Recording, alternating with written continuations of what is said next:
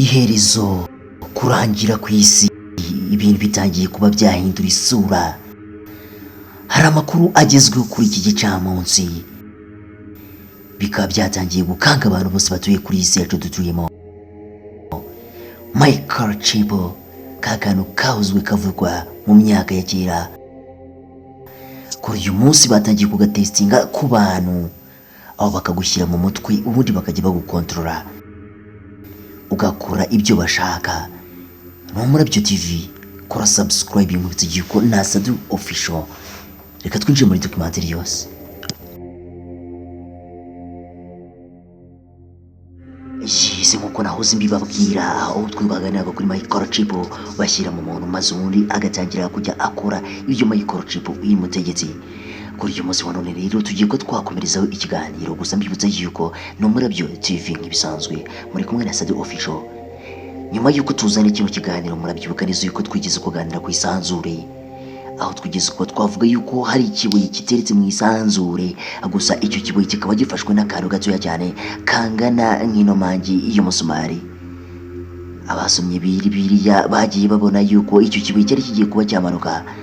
Abazungu baje ko bagerageza ko bakirasa, gusa baje kuba barasaho igice kimwe kigwa mu nyanja ya hegitari. Icyo gice cyahise gisiba inyanja ya hegitari yose ihita isibangana no ku ikarita y'isi. Ese biraza guhurira ni Microchip tugiye ko twagana kuri uyu munsi wa none?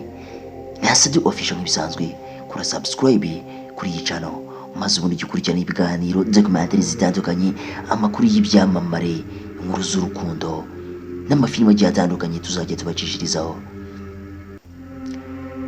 Microchip kuri uyu munsi rero wa none yatangiye ko yatestingirwa ku bazungu, aho batangiye kujya bayifata bakayishyira mu muntu, ubundi bakajya bamukontorora, aho bashobora kuba bayigushyira mu bwonko bakaba bakwirukansa isi mu minota 30 ukaba umaze kuzenguruka isi.